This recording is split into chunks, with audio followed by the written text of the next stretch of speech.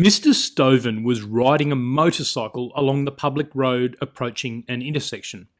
Ms. Wise, in a car, approached the same intersection.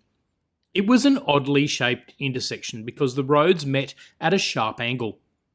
To turn right, as Ms. Wise intended, she had to basically turn through 150 degrees, so her intended path was actually over her right shoulder as she approached the intersection.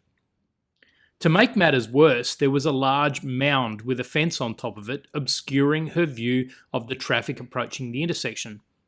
Consequently, she didn't see Mr. Stovin's motorcycle and she pulled out in front of him. Mr. Stovin crashed into her car and he was seriously injured. It was clear enough that Ms. Wise would be liable for the injury to Mr. Stovin, but she argued that the local council had contributed to the accident. You see, there had been 3 previous accidents in the area, resulting in personal injury, and the council had identified the need to have the mound of earth removed. They had even budgeted to have the work done. However, the work had not been done.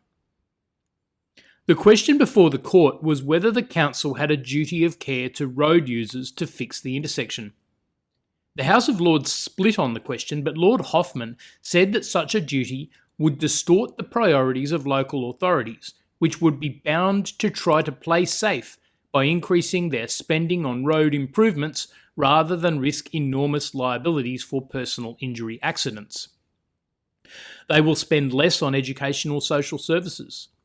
I think that it is important, before extending the duty of care, to consider the cost to the community of the defensive measures they are likely to take in order to avoid liability.